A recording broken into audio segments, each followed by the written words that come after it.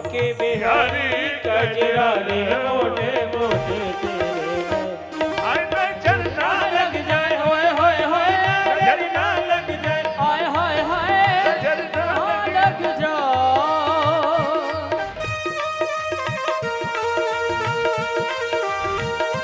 आनंद से भाव से सभी लोग आनंद लीजिए। हरि बोल।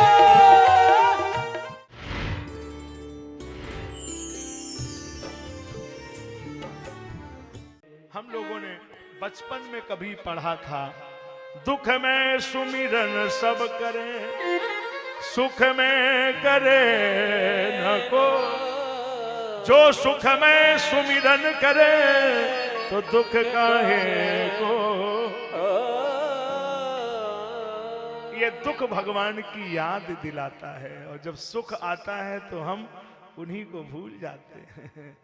इसलिए भगवान ने, कुंती बुआ ने दुख मांगा कि दुख रहेगा तो तुम्हारी याद आती रहेगी। इसलिए हर पल तुम्हारी याद आती रहे, रघु आती रहे, तेरी छवि मन को लुभाती रहे। हर पल तुम्हारी याद आती रहे, रघुबर आती रहे। भगवान की याद आती रहे, ये सबसे बड़ी बात है। अब भगवान कहाँ पहुंच रहे हैं? भीष्म पितामह के सामने। इनके पिता, इनकी माता जी कौन थी, क्या नाम था? गंगा। गंगा गंगा के बेटे हैं। बताइए साहब, जिनकी माँ गंगा है और उनके बेटे बाण की सैया पर पड़े हैं, बाण जगह जगह छिदे हुए हैं। सोचो ये क्यों क्यों? इसलिए सीखो, ये उन्होंने सिखाया कि कर्म का फल भोग हमें भी भोगना पड़ेगा। हमारे बेटे को भी 6 महीने बाण की सैया पे डाला गया। हम गंगा हैं, हम नजर घुमा दें तो कल्याण हो जाए, लेकिन नहीं, क्योंकि उन्होंने सिखाया कि इस दुनिया में रहोगे तो कर्म का फल भोग भोगना पड़ेगा। बच नहीं सकते आप, कोई तमाशा नहीं है जो तुम्हें बचा देगा, केवल उनकी शरणागति बचाएगी। कल भी मैंने यही बोला था, अभी भी बोल रहा हूं, भगवान की शरण ही कुछ कर सकती है। कन्हैया ने जब मुस्कुराया तो भीष्म महात्मा बोले कि महाराज मुस्कुराने की जरूरत है, बाण की सैया पे पड़े 6 महीने हो गए, इतना दर्द हो रहा है, तुम्हें हंसी आ रही? भगवान ने कहा, भीष्म पितामह, जब मैं तुम्हें देखता हूं तो मेरी हंसी नहीं रुकती है, और जब मैंने गिद्धराज जटायु को देखा तो आंसू गिरना बंद नहीं हुआ। एक वो आर्यावर्त का पक्षी, मांस खाने वाला जटायु, भारत की नारी को रावण के हाथों में देखा, रावण के रथ में देखा तो कहा, ठहर जा रावण, मैं आ रहा हूं। लोगों ने बहुत समझाया कि रावण है, जो हो रहा होने दो, तुम इसका कुछ नहीं बिगाड़ पाओगे, काहे को जा रहे हो टाइम खराब करना। जटायु बोला, कैसी बात कर रहे हो? अरे इसमें बड़ी ताकत है, ये चलता है तो धरती डोलती है, तुम कुछ भी नहीं कर पाओगे। गीध बोला, ये मुझे मालूम है, मुझे मालूम है कि मैं रावण के का एक रोया भी टेढ़ा नहीं कर पाऊंगा, लेकिन आज मैं जाऊंगा। क्यों? कहा, मैं संकल्प कर चुका हूं कि रावण को मार नहीं पाऊंगा, लेकिन रावण के हाथों मर तो जाऊंगा, लेकिन जीते जी भारत की नारी का अपमान नहीं होने दूंगा। जिसने ऐसा संकल्प लिया हो, जो भारत की नारी के प्रति इतना जिसका समर्पण हो कि अगर मार नहीं पाऊंगा तो मर तो जाऊंगा, लेकिन मेरे जीते जी भारत की नारी का अपमान हो, ये हम सहन नहीं कर सकते। तो उसका परिणाम क्या निकला? भगवान की गोद में प्राण निकले। और एक तुम हो जो तुम्हारे परिवार की बहू को पूरे पंडाल में साड़ी खींची गई, तुम एक शब्द नहीं बोले, क्यों नहीं बोले? भीष्म पितामह ने कहा कि कन्हैया, दुर्योधन के गलत अन्न खाने से बुद्धि में दोष आ गया। देखो, ये बहुत समझने की बात है, जरा 2 मिनट समझ लो। 2 मिनट देखो मेरी तरफ, समझ लो, बहुत गंभीर बात है, दिमाग में डालने वाली। गलत अन्न का दोष कितना बड़ा है, ये मनन करो। एक आदमी किसी के यहां पर वो गल्ले का काम होता था और उसमें वो मुनीम था। और चावल उनके यहां पर बेचा जाता था। बड़ी कंपनी थी, मानी एक दिन में कम से कम 20 लाख बोरी चावल बिकता था। अब वो हर बोरी में, सिली हुई बोरी में ऐसे कुछ, मैं तो को पता नहीं मेरे को, मैं तो कभी सब नहीं गया, मंडी भी नहीं गया कभी, वो उसमें आपको पता हो शायद, उसमें कुछ ऐसा सिस्टम होता था, ऐसे लगाओ तो बोरी सिली रहेगी और वो नमूना निकाल लेगा थोड़े से, क्या होता है कुछ मुझे नहीं पता, लोग जानते हो, वो निकाल लेता था उसमें सिली हुई बोरी से चावल, और उसका वेट कम हो जाता था, निकाल निकाल के सब में से 1 किलो 2 किलो कम कर लेता था। अरबों का व्यापार उसने भी खड़ा कर लिया, उसको लगा थोड़ा पुण्य धर्म करना चाहिए, एक महात्मा का निमंत्रण कर दिया।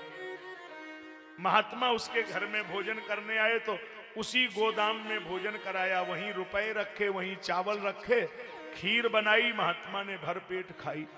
और जब वो पानी लेने चला गया तो महात्मा ने एक बंडल उठाया नोटों का और अपनी झोली में रख लिया। महात्मा को लगा इतने पैसे पड़े हैं, ले लो थोड़ा, चले गए। सेठ ने नौकरों की पिटाई की, कई नौकरों को रात में बांध दिया रस्सी से कि तुम्ही ने चोरी की होगी, महात्मा तो लेगा नहीं। सवेरे 8 बजे महात्मा जी आ गए, कमंडल झोला लेके, झोले से गड्डी निकाली, बोले सेठ जी इनका कोई दोष नहीं, इन्हें छोड़ दो, चोरी हमने की थी, ये लो रुपए। तो बोले जब आपने चोरी की तो अब देने क्यों आए? बोले कल हमने तुम्हारे चोरी के चावल खाए तो हमारी बुद्धि खराब हो गई, सवेरे जब हम फ्रेश हो गए तो बुद्धि सही हो गई थी, ये लो तुम साहब।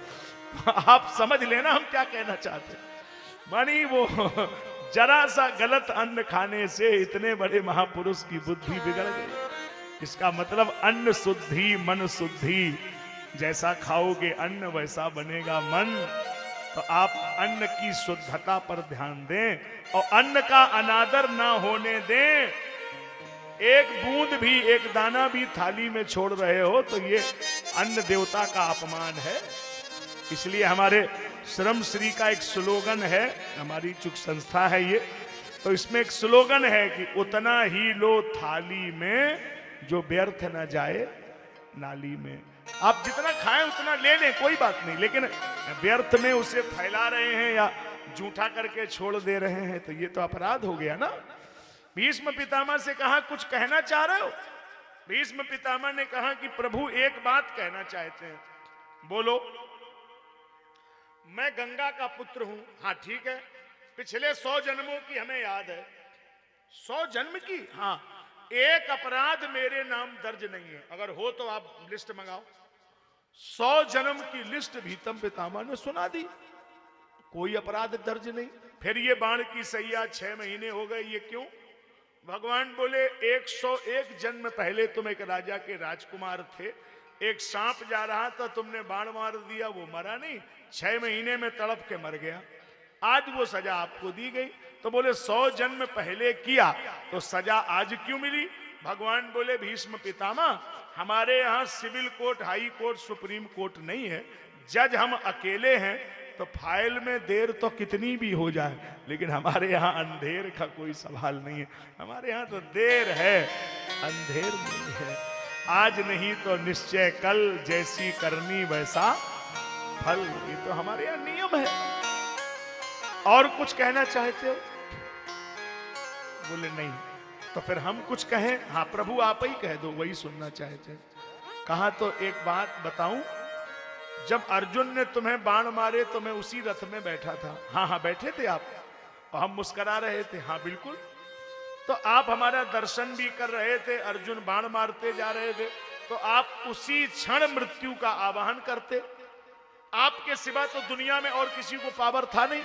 आपके पिताजी ने ये पावर आपको दिया था कि जब तक आप मृत्यु को नहीं बुलाएंगे तब तक मृत्यु आपके पास नहीं आएगी। इच्छा मृत्यु केवल भीष्म के हिस्से में था। तुम्हारे पिता ने कहा था कि तुम इच्छा करोगे तभी मृत्यु आएगी, जब तक रहना हो बने रहो। तो तुम चाहते तो ये बाणों की सैया पे गिरते ही नहीं, तुम्हें उसी क्षण शरीर का त्याग कर देना चाहिए था। तुमने ये 6 महीने प्रतीक्षा क्यों की? अब जो भीष्म ने कहा ये बहुत अच्छी बात। भीष्म ने कहा कन्हैया हमें सब मालूम है, हमने भी वेद पुराण पढ़े हैं, हमने जानबूझ के शरीर को 6 महीने रोका। क्यों रोका? कहा हमारे दिमाग में था कि दुर्योधन के गलत अन्न से जितना रक्त शरीर में जमा हुआ है, जब बूंद बूंद निकल जाए तब प्राण छोड़ेंगे, नहीं तो अगले जन्म में फिर भोग भोगना पड़ेगा। तो इसलिए देखो साहब, एक दाना भी नुकसान करेगा अगर गलत है? इसलिए अन्न शुद्धि मन शुद्धि वेद कह रहे हैं। भीष्म ने शरीर का त्याग कर दिया। कन्हैया जी लौट के घर आए, स्वधाम चले गए। 5 पांडवों ने द्रौपदी के सहित महाप्रयाण किया। 4 पांडव और द्रौपदी का शरीर बर्फ में गल गया। धर्म के लिए स्वर्ग से विमान आया। विमान में बैठिए, आपको स्वर्ग चलना है। तो शरीर ले जाने की अनुमति कृष्ण को नहीं, राम को नहीं। राम नहीं शरीर ले जा पाए, कृष्ण नहीं ले जा पाए, तो धर्म कैसे ले जाएंगे? बोले धर्म ले जाएंगे। बताइए, राम और कृष्ण को शरीर ले जाने की इजाजत नहीं है धरती लोक से, लेकिन धर्मराज को अकेली इजाजत है। क्यों है भाई? धर्मराज से पूछो तुमने क्या ऐसा कार्य किया जो शरीर के सहित स्वर्ग जा रहे हो? धर्म ने कहा कि मैंने पूरे जीवन कभी असत्य नहीं बोला। अब आप कह रहे कोई पूजा पाठ बता दो गुरुजी। अरे यही सबसे बड़ी पूजा है। अगर आप सत्य पर जीवन को जी लें तो फिर कोई पूजा करने की जरूरत ही नहीं। सत्यम वद धर्मम चर, इसलिए सत्य का आचरण करिए, सत्य को पकड़ के रखिए। किसी भी परिस्थिति में सत्य का साथ नहीं छोड़ना है। गिरिशम हो ही न कोटिक गुंजा, नहीं असत्य सम पातक पंजा। धर्म न दूसर सत्य समाना, आगम निगम पुराण बखाना। हमेशा सत्य को पकड़ के रखिए। तो मेरे भाई, सत्य को पकड़ना है, कोशिश करना है। चलो इतना लंबा ना हो, लेकिन कभी कभी जरूरत हो तो भले ही बोल दो, लेकिन हर समय असत्य बोलना ये तो गलत है। कई लोग हर समय असत्य ही बोलते रहते। ये मोबाइल रखने वाले दिन भर झूठे बोलते रहते। कहाँ की लोकेशन कहाँ बता देंगे, यहाँ बैठे वहां बैठे, ऐसा क्या? अरे भाई सत्य तो बोल दो, इसमें क्या दिक्कत है? ये नहीं, ठीक नहीं, गलत बात है साहब। कहीं भी हो सत्य का इतना तो ध्यान रखो। तो महाराज ये बात जो आप कह रहे हैं ये तो हमारे समझ में नहीं आ रही। मान लो गृहस्थी है, परिवार है, कामकाज है, मान लो व्यापार है, तो सत्य पे चल जाएगा। तो 5 जगह आप झूठ बोल दो, शास्त्र ने आपको अनुमति दे दी। 5 जगह अगर झूठ होता है तो आपका वो काउंट नहीं होगा, गिनती में नहीं आएगा। आप कहो तो बोल बता देते हैं आपको। वैसे तो आप बोलते ही कहाँ हो, हम और बता दें और गड़बड़ करोगे। नहीं, अब बता दीजिए महाराज, सब कह रहे हैं तो बता दे रहा हूं, सुन लो। स्त्रीषु नर्म विवाहे च वृत्यर्थे प्राण संकटे। स्त्रीषु नर्म विवाहे च वृत्यर्थे प्राण संकटे। पत्नी को पति से, पति को पत्नी से घर में मनोविनोद करने में, झूठ बोलने में दोष नहीं है। ये दोनों को अनुमति दी गई। पति आपस में मनोविनोद में पति पत्नी झूठ बोल सकते हैं। जैसे उदाहरण, पति ऑफिस से घर आए, उन्होंने कपड़े टांग दिए और वो चले गए बाथरूम हाथ मुंह धोने। तो ईमानदारी से देखो, अगर 5000 हो तो 500 का निकाल लो, 2000 हैं तो 200 का निकाल लो। और जब वो सवेरे गिनती करें तो ऐसे ही कहना जैसे हम कह रहे, ये पैसा 500 रुपया इसमें दिखाई नहीं दे रहे, हमने न छुए न जाने, बेकार बात न किया करो, जाने के नहीं दे आए, हमसे कोई मतलब नहीं, हम 10 पैसा जिंदगी में नहीं छुए आज, मानी साफ नकार जाओ, कोई संदेह नहीं। अच्छा, अब ये तो ठीक है, इसमें तो आप खुश हो गई, सुन लिया। अब दूसरी भी तो सुनो, एक पक्ष नहीं दूसरा सुनो। अब ये उपयोग कहाँ होना चाहिए? अब देखो गृहस्थी का खेल देखो, उपयोग कब होना चाहिए? जैसे किसी दिन ये ऐसे बैठे हो कि बातचीत ना कर रहे हो, कोई टेंशन ले रहे हो, तो पूछो क्या बात? अरे बात कुछ नहीं, पेमेंट आया नहीं, 500 रुपया देना, स्कूल से फोन आया कि बच्चे का नाम कट जाएगा, तो 500 हम दे रही, बिटिया के रखे हम दे रही, और जैसे आ जाए तो दे देना। है बिटिया के पैसे, हमारे नहीं है, हाँ तो देना पड़ेगा, बिटिया के हैं, मतलब फिर अपना नाम लेके नहीं देंगी, वो बेटी का नाम लगा के दे देंगी। तो वो गृहस्थी में सहयोग हो गया। ये गृहस्थी में चलता रहता है, इससे कोई बच नहीं सकता, सबके यहाँ चलता है थोड़ा बहुत। तो इसमें पत्नी को पावर है। अच्छा, पति को भी पत्नी से झूठ बोलने का पावर है। कब? जैसे पत्नी कहे कि आपने कहा था कि वो अंगूठी बनवाएंगे, बनवा देंगे, सीजन चले बनवा देंगे, पक्का बन जाएगा। सीजन खत्म हो गया, बनी क्यों नहीं, अरे सीजन में घाटा हो गया, अगले सीजन में। तो ऐसे आप गृहस्थी मैनेज कर सकते हैं। स्त्रीसु नर्म विवाहे छे, बेटी के विवाह में माता पिता थोड़ा झूठ बोल दे तो कोई बात नहीं। प्राण संकटे स्त्रीसु नर्म विवाहे छे, व्रत्यर्थे, सारा धन जा रहा हो, कोई सारा धन ले जा रहा हो, झूठ बोलने से छोड़ दे तो छोड़वा लो।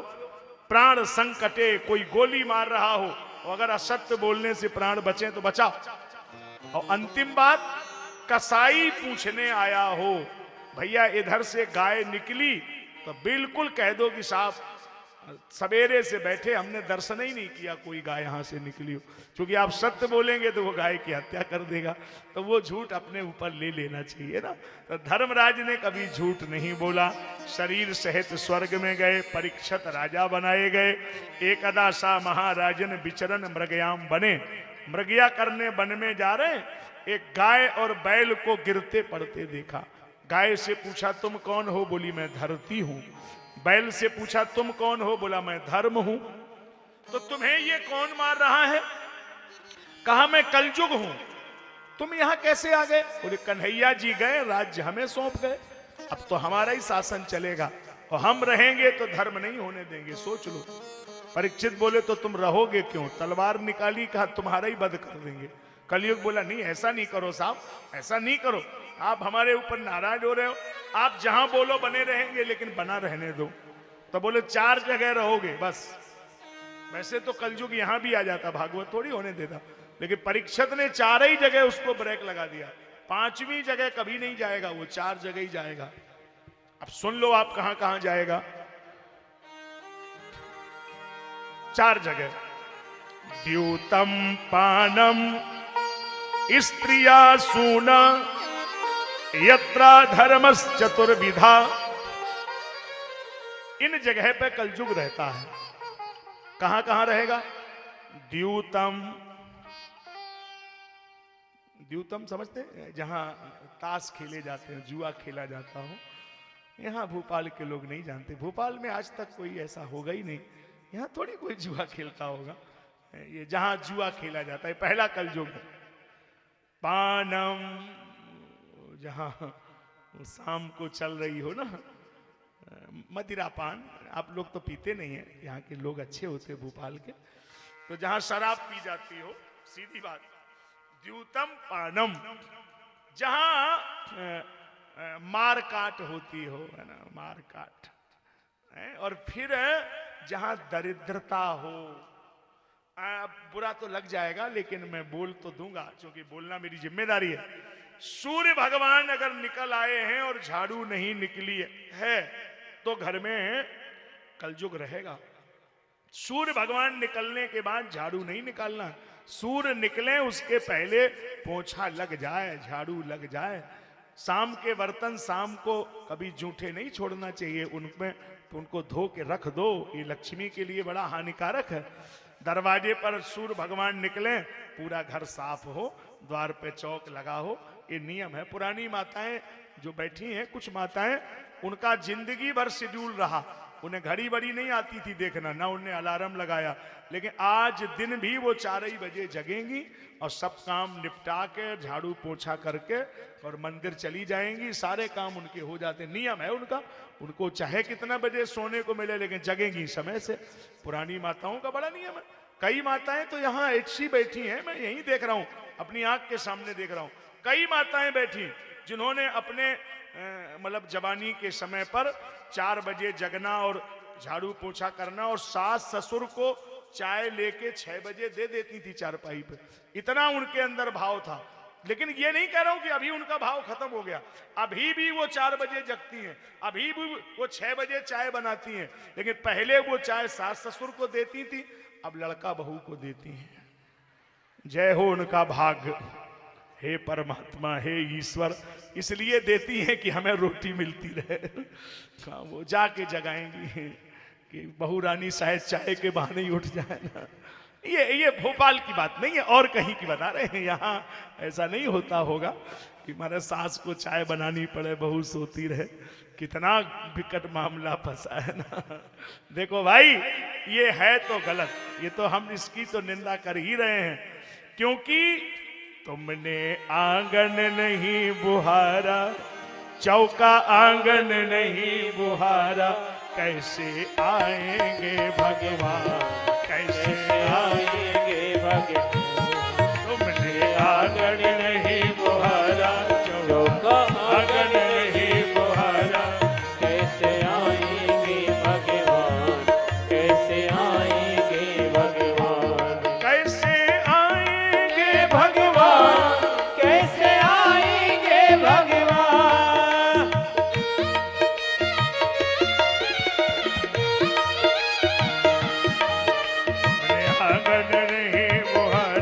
तुमने आंगन नहीं बुहारा, कैसे आएंगे भगवान, कैसे आएंगे भगवान, कैसे आएंगे भगवान, कैसे आएंगे भगवान।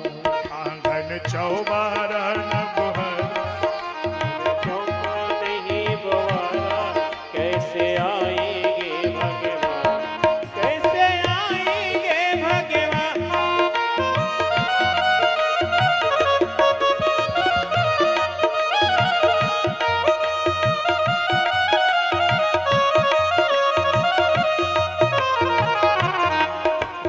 आंगन नहीं बुहारा, चौका आंगन नहीं बुहारा, कैसे आएंगे भगवान, कैसे आएंगे भगवान, कैसे आएंगे भगवान। कैसे आएंगे। हरि बोल।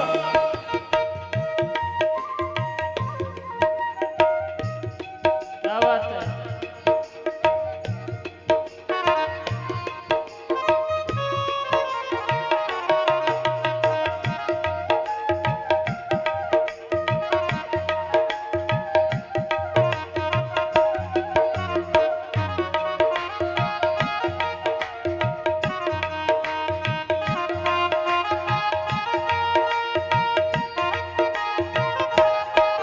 हृदय हमारा पिंजरा जब देखे ये रे द्वारा, हृदय हमारा पिंजरा जब देखे ये द्वारा, किस पथ भूले हमसे, किस पथ भूले हमसे, कैसे आएंगे भगवान, कैसे आएंगे भगवान, कैसे आएंगे।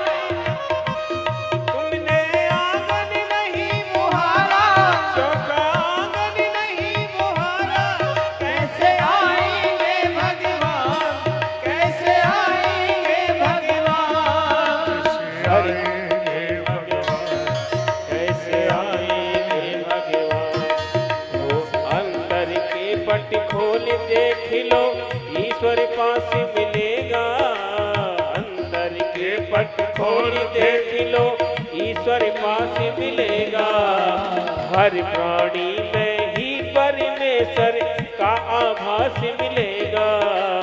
हर प्राणी में ही ईश्वर का आभास मिलेगा। सच्चे मन से नहीं पुकारा, सच्चे मन से नहीं पुकारा, कैसे आएंगे भगवान, कैसे आएंगे भगवान, कैसे आएंगे भगवान, कैसे आएंगे भगवान। तुमने आंगन नहीं बुहारा, चौका नहीं बुहारा, कैसे आएंगे भगवान, कैसे आएंगे भगवान।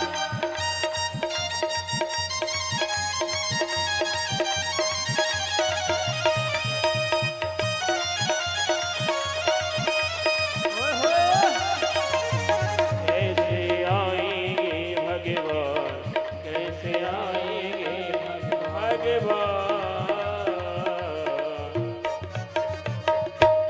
तो देखो भाई, एक बात निवेदित कर दूं कि हमने जो वाक्य बोला है चौका आंगन नहीं बुहारा, तो चौका होना चाहिए ना। अब चौका नहीं है किसी के घर में, ओपन किचन। ये ओपन किचन का क्या मतलब है? बिना ही साहब हाथ पांव धोए उसमें जा रहे हो चप्पल पहन के। चलो अगर आप खुद खा रहे हो तो हम आपका मान भी लेंगे, लेकिन अगर भगवान का दरबार घर में है, ठाकुर जी की सेवा घर में हो रही है, तो फिर याद कर लीजिए कि उतनी जगह में जब तक स्नान ध्यान ना हो तब तक ठाकुर जी की रसोई कैसे बनेगी, कैसे भोग लगाओगे भाई। तो ये ध्यान में रखिए, उनका भोग लगाना है तो सवेरे पहले आपको भी स्नान करना है, अच्छे से सफाई करनी है। ऐसे नहीं है कि सेवा कर रहे हो तो ऐसे ही चल जाएगा। आजकल घर सबके घर में ठाकुर जी विराजे हैं, सेवा हो रही है, लेकिन ऐसे मत करिए कि उसी में चप्पल जूता पहन के सब ऐसे ही जा रहे हो, है वो ठीक नहीं है मेरे भाई। अब देखो बात सुनो, यहाँ कलयुग बोला एक स्थान और दे दो ठीक से। आप सबको पता है कि हम घड़ी के पक्के होते हैं, तो घड़ी पे तो हमारी नजर है, 5:30 पे ही कथा विराम करेंगे, लेकिन आज 2-4 मिनट ज्यादा रह सकता है, क्योंकि आपको पता है कल का भी एवरेज हमको इसी में लगा के ही चलना पड़ रहा है ना। लेकिन जल्दी से कर रहे हैं पूरी बात है, तो आप बात सुन लें, जल्दी मैं पूरी बात करूं। एक स्थान और दे दिया सोना, पुनस्तया चमाना या रजौ वैरम च पंचमम। तो सोना तो सब पहनते हैं, सब पे कलयुग रहेगा। नहीं नहीं नहीं, सोना हो या मकान हो या घर हो या पैसे हो, अगर उसमें तुम्हारा मेहनत का धन नहीं है, कहीं खोया हुआ, पाया हुआ, लूटा हुआ, भाई की बेईमानी किया, ऐसा कोई धन है तो कलयुग रहेगा, और मेहनत और ईमानदारी के धन पे नहीं रहेगा। परीक्षित के सिर पर जो सोने का मुकुट है वो जरासंध को मार के भीमसेन उठा के लाए, बिल्कुल अन्याय की कमाई का है। कलयुग बोला पहले यहीं से शुरू करते हैं, और यही गलत आदमी की पहचान है। जेहि ते नीच बढ़ाई पावा, सो प्रथम ही हत ताहि न सा।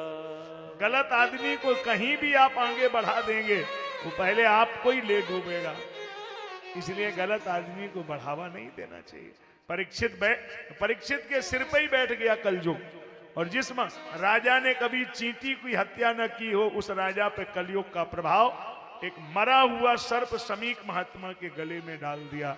शमीक के बेटा श्रृंगी को लगा अगर ऐसे ही वेद का अनादर हुआ तो दुनिया में कौन मानेगा वेद को। मातृ देवो भव, पितृ देवो भव, आचार्य देवो भव। माता पिता गुरुजन ये भगवान के स्वरूप होते हैं, इनका अनादर किसी कीमत पे नहीं होना चाहिए। ये तो साधु का अनादर हो रहा है। श्राप दे दिया, इति लंघित मर्यादम सप्तमे तक्षको हनि। आज के 7वें दिन यही सर्प तक्षक बनकर के डस लेगा, उस राजा को मरना पड़ेगा। परीक्षित को जैसी सूचना मिली तुरंत घर द्वार छोड़ दिया, एक लंगोटी लगाई और सुक्करताल जिला मुजफ्फरनगर उत्तर प्रदेश, मेरठ से 80 किलोमीटर आगे गंगा जी के किनारे वो बरगद का पेड़ अभी खड़ा है, वहीं पर परीक्षित जी महाराज गए और यहीं पर पहली बार भागवत हुआ। इस शरीर को तो कई बार जाने का अवसर मिलता है, 2025 में भी जाएंगे, फिर वहीं पेड़ के नीचे ही कथा करेंगे, कई बार अवसर मिलता है। स्वामी कल्याण देव जी तो चले गए, 129 साल के थे। 2005 में जब मेरी कथा हुई तब उनका शरीर पूरा हुआ, 129 बरस, बहुत बड़े महापुरुष। परीक्षित जी को श्राप लग गया है, सुखदेव भगवान प्रकट हो जाते हैं। नमो, जैसी सुखदेव भगवान प्रकट हुए परीक्षित ने उठकर उनके तिलक पूजन किया।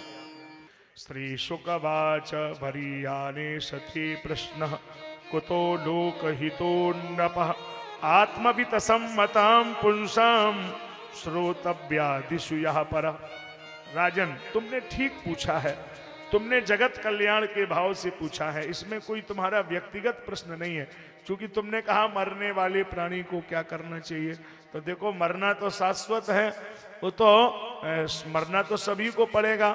इसलिए राजन प्रश्न तुम्हारा प्रशंसनीय है, उत्तर भी हम जरूर देंगे, ठीक है।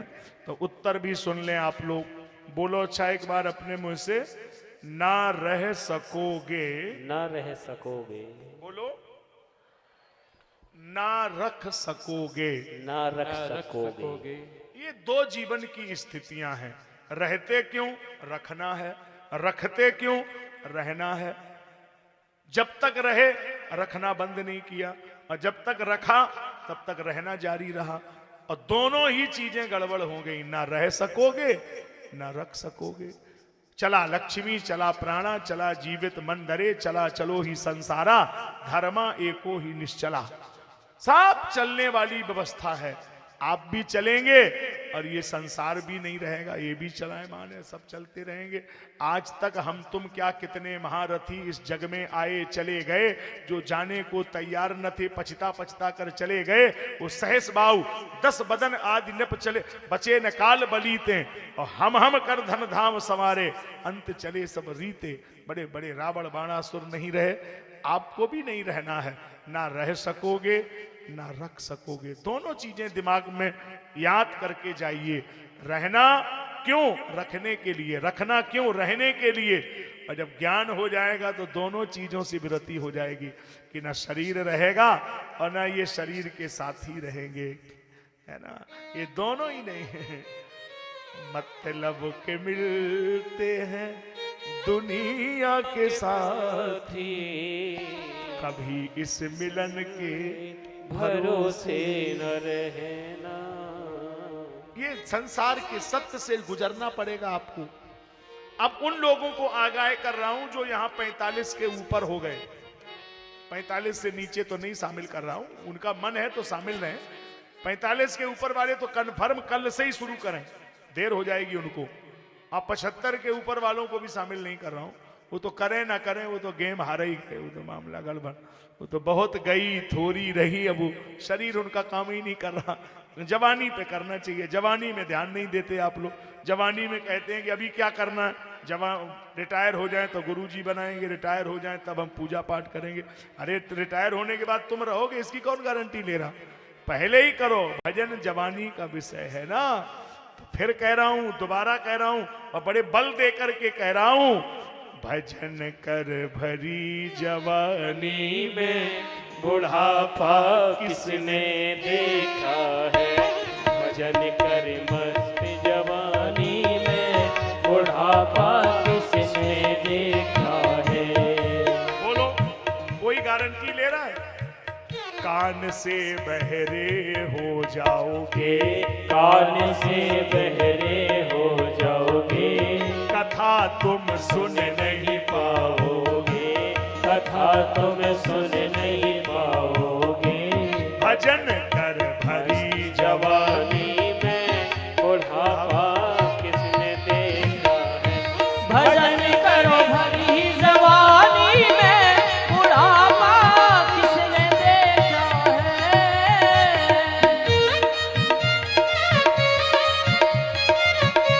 ओए होए।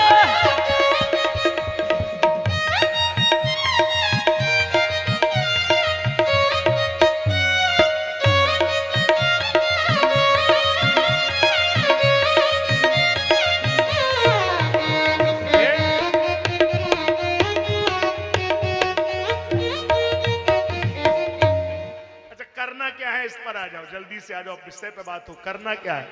पहला काम, 24 घंटे में कम से कम 24 घंटे में 4 घंटे बिल्कुल अकेले में रहना प्रारंभ करो। कोई नहीं होना चाहिए आपके अलावा। तो कोई क्यों नहीं होना चाहिए? वासे बहु नाम कलहो, बहुत होंगे तो कलह होगा। तो 2 रह सकते हैं क्या? नहीं नहीं, भवेत वार्ता द्वयैरपि। सुखदेव भगवान कह रहे 2 होंगे तो वार्तालाप होगा। तो भजन जिसको करना है, बोले मुनेर एकांत जीवना, उसको अकेले में ही रहना पड़ेगा और कोई नहीं होना चाहिए। दूसरा नंबर क्या आया? वाणी व्यवहार को बंद करिए, बोलना नहीं है। वाणी व्यवहार को तुरंत बंद करिए, बोलना नहीं है। तो भगवान ने हमें जीभ दी, क्यों नहीं बोलना है? अच्छा देख लो, हमारी तरफ देखो। अब बोलने से नहीं समझाऊंगा, देख के समझ लो। कान कितने? बोलो ना, 2। आंख 2, नाक 2, और हाथ 2, और जीभ, इसमें 2 क्यों? ये 2 हो, ये 2 इसलिए है। क्यों 2 नहीं दिया? मनी भगवान ने पहले से निर्धारित करके भेजा था, तुमने ध्यान नहीं दिया। उन्होंने कहा कि देखो कान 2 है तो सुनना ज्यादा है, आंख 2 मनी देखना भी ज्यादा है, लेकिन जीभ 1 है मतलब बोलना कम है। बक बक बक नहीं, ये गलत बात। अरे कोई बोले तो बोल दो। एक जीभ पे इतना लोड कि दिन भर बोलते रहोगे।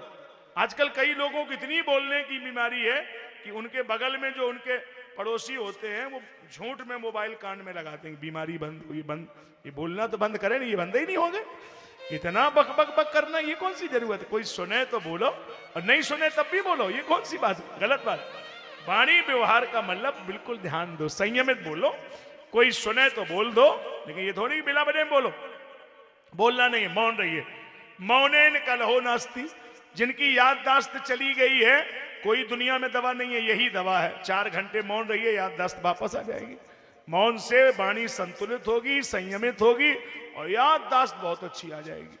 हमने तो अपने जीवन में अनुभव किया, हमारे जो पुराने भक्त हैं 20 साल पुराने, हम तो भोपाल आते 22-23 बरस का खर्च समय किया, उस समय तो हमारा नियम ही था 14 घंटे निकलते ही नहीं थे कमरे से, बंद, मौन, कुछ नहीं बोलते थे, किसी से मिलना ही नहीं होता था। तो मौन ये जीवन का बहुत बड़ी साधना है, मौन रहिए। फिर अकेले में बैठ करके एक आसन पर बैठने का अभ्यास करिए। मंत्र और सिद्धि ये तो बहुत जल्दी हो जाएगा, आसन अगर ठीक हो जाए तो एक आसन पर। अब आप कहेंगे पूजा में मन नहीं लगता है, तो देखो ऐसे बैठिए, कल ही बैठ के देख लो, परसों देखो, जब मर्जी हो तो ऐसे बैठिए जैसे मैं बोल रहा हूं, मन भागेगा ही नहीं, ये क्रम होता है। देखो रीढ़ की हड्डी को सीधा रखिए, 10 मिनट, 5 मिनट, आधा घंटे, जब भी पूजा में बैठो तो ये तमाशे मत करिए कि वो यहाँ बैठ गए, वहां ड्राइंग रूम में बैठ गए, वहां, ये नहीं, कमरा बंद हो, शांत एकांत, भले ही 5 मिनट हो लेकिन हो विधिवत। देखो ये सीधा रहेगा, रीढ़ की हड्डी को सीधा रखिए आप, चेतना भूमध्य पे ही रहेगी। रीढ़ की हड्डी को जरा भी आपने ऊपर नीचे किया तो नर्वस सिस्टम गड़बड़ कर जाएगा, क्योंकि सिस्टम पूरा वहीं से तो जुड़ा हुआ है, ऑपरेट तो वहीं से हो रहा। अगर मान लो किसी को बहुत प्रॉब्लम है, वो पीठ से सीधा हो ही नहीं सकता है, रीढ़ की हड्डी में प्रॉब्लम है, नहीं कर सकता, तो गुरुजी दूसरा ऑप्शन क्या है? दूसरा ऑप्शन ये है कि मुंह बंद रखिए लेकिन जीभ को दांतों से छूने मत दीजिए, उसको पलट के रखिए थोड़ा सा।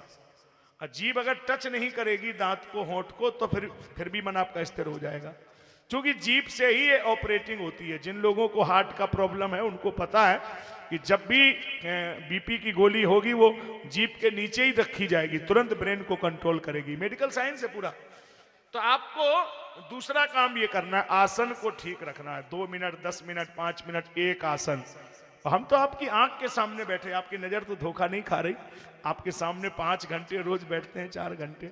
आसन ही पहली क्रिया है योग में, जितासनो जित श्वासो। नंबर 2 श्वास, श्वास का भी ध्यान देना है। आपको कितनी सांस मिलेगा? 21,600, 21,600 पर 24 आवर्स, 24 घंटे में 21,600 खर्च करना है आपको। कुत्ते की उम्र कम हो जाएगी, क्यों? वो जीभ निकाल के जल्दी जल्दी हाँफता रहता है, तो उसकी उम्र कम हो जाएगी, क्योंकि वो सांसों का संचय नहीं कर रहा। भोग करने में श्वास की गति दूनी हो जाएगी, गृहस्थी वाले सब जानते हैं, भोग में श्वास की गति दूनी होती है, तो भोगी की उम्र आधी रह जाएगी, योगी की दूनी हो जाएगी। सीधा फार्मूला है, उम्र को बचाना है तो श्वास को बचाना ही है। कोशिश करिए कि नाक से ही सांस लें, मुंह से बहुत कम लेना चाहिए, मुंह से ज्यादा खर्च होता है, नाक से ज्यादा लें। तो जितासनो जित श्वासो जित संगो, और संग का ध्यान देना पड़ेगा। संग बहुत प्रभावी है, जैसा संग करोगे जीवन में वैसे ही रंग चढ़ेगा। जैसे उदाहरण, संग का ही उदाहरण दे रहा हूं। अग्नि भगवान पूजनीय है कि नहीं? अग्नि भगवान चूल्हा में हो तो भी हाथ जोड़ोगे, अच्छा बल्ब में जले तो भी, और हवन में हो, अगरबत्ती धूप बत्ती, अग्नि भगवान को प्रणाम करना ही है।